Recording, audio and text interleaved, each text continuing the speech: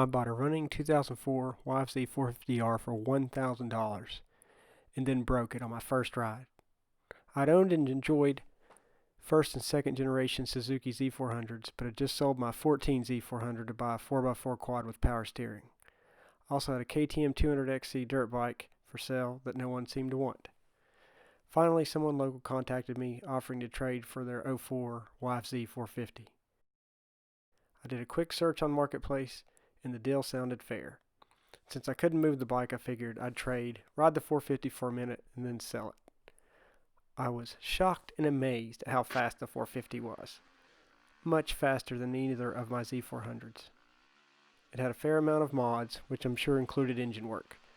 I'm guessing maybe it had a hot cam because the power hit hard with revs almost like a turbo car.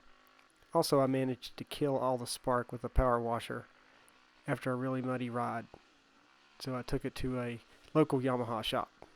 The guys there got it running, but said it was a ticking time bomb for failure, and the wiring was a complete mess.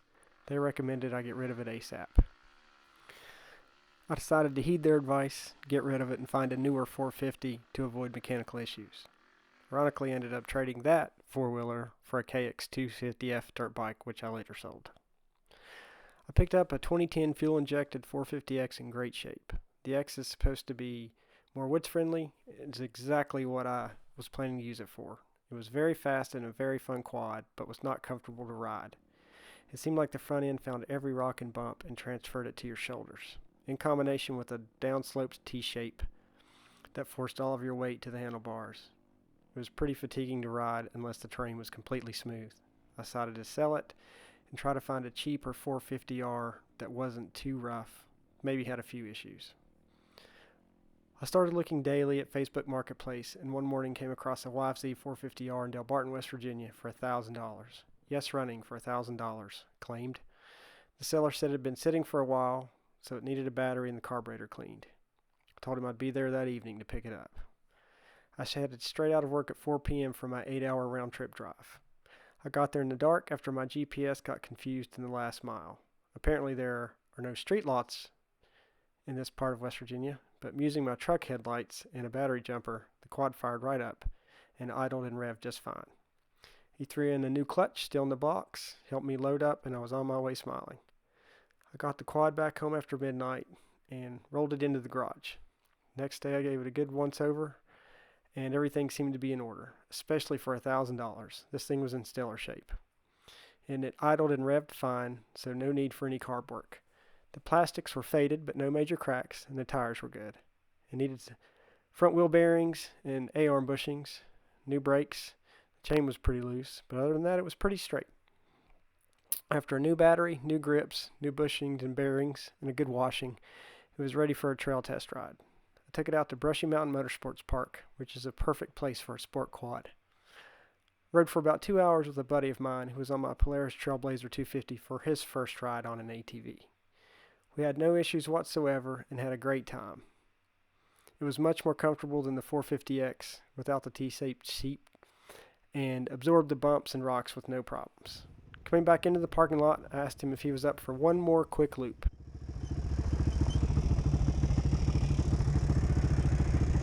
We'll do one more power lap around that one open trail.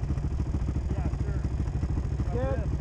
I'm getting sore. Just my wrist a little bit. Okay. All right, this will take like 2 minutes and we'll call it. Is that good? All right, this will be pretty fun. I've been riding pretty mellow so he could keep up, but I wanted to open up the 450 and see how it did. He agreed and I hit the trail wide open and the 450 was doing great. Plenty of power, stability, sliding around turns, all the stuff I wanted in this quad. The loop we were on takes about 10 minutes. In the last section, I let a few dirt bike riders go by me while waiting for my friend. Once I saw him, I took out like a bat out of hell to see if I could catch the dirt bikes. In a bit of a straight stretch, about a mile from the end, I hit the throttle in second gear. The motor revved, but nothing happened. I knew I wasn't in neutral, so I stopped immediately. I looked down, and the chain had broken. Not the ideal situation, but not the end of the world. I knew it had been kind of loose, and I'd been slack, pun intended, about tightening it. My buddy stopped and turned off the Trailblazer to check on me.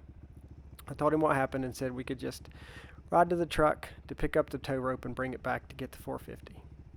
Yes, it makes more sense to have the tow rope with you, but that wasn't how I rolled that day. He walked back to pull start the Trailblazer, since I'd never bothered to fix the electric start, and promptly pulled the cord out of the starter. Now things were interesting. Luckily, we were on a downhill stretch.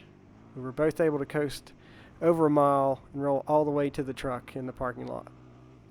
We got the quads loaded up and headed back home, thinking I'd go ahead and order a new chain and sprockets and be good to go. Once home, I started it just to make sure I hadn't broken the case, since that had happened on my first Z400.